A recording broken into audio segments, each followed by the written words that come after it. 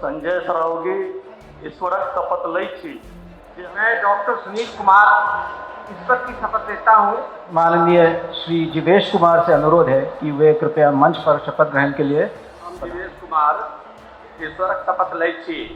बिहार में हुआ कैबिनेट विस्तार, बीजेपी पावरफुल, जेडीयू ही कमजोर। बुधवार को बिहार कैबिनेट का विस्तार हुआ। बीजेपी के कोटे से 7 विधायकों को मंत्री पद की शपथ दिलाई गई। ऐसा बिहार में विधानसभा चुनाव से ठीक 7 महीने पहले हुआ।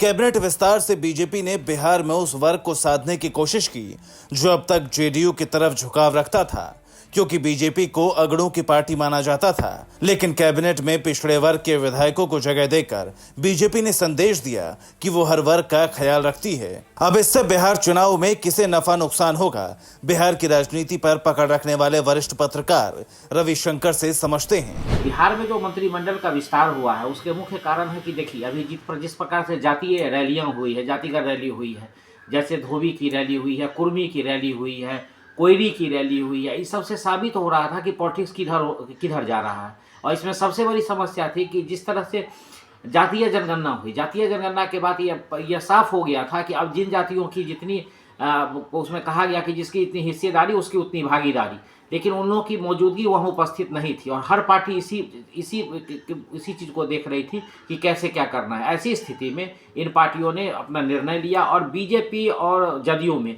पहले से जो 6-7 पोस्ट होल्ड थे उसमें इन लोगों को जगह दी गई। लेकिन वास्तविक रूप से इसमें है क्या, जैसे जीवेश मिश्रा आगरे से सिर्फ 1 मंत्री बनाए गए हैं। पहले ये सुशील मोदी के कैंप से आते थे, उनके गुट से आते थे, तो इनको मंत्री बनाया गया था। बाद में उनके निधन के बाद जब नित्यानंद राय की चली तब इनको मंत्री बनाया गया। उसके बाद बीच में इनको फिर मंत्री पद से हटा गया था। दूसरा कार्यकाल शुरू हुआ है तो उसमें ये इनको सम्राट चौधरी के कारण इनको मंत्री बनाया गया है। तो ये सब कारण है कि सभी को किसी न किसी प्रकार से हिस्सेदारी दी गई। अभी सवाल ये उठ रहा है कि क्या जदयू कमज़ोर हो रही है या बीजेपी उनके इलाके में जाकर के दखल अंदाजी कर रही है। ऐसा कुछ भी एनडीओ में आपस में तो कहना ऐसा नहीं है, लेकिन लोग कयास लगा रहे हैं। हो सकता है कि इस विचारधारा के तहत आगे भी चला जाए और चुनाव में शायद ये मुद्दा हो भी, लेकिन ऐसा अभी कुछ लग नहीं रहा है इस प्रकार की कोई स्थिति उत्पन्न होगी। देखिए आगे होता है क्या। लेकिन इसमें ये जरूर कह सकते हैं कि बीजेपी वाकई में भी मजबूत हुई है और इस प्रकार के जो उनमें कयास जो भी थे उसको सरोकार भी रहता है कि नहीं वे बात सही है।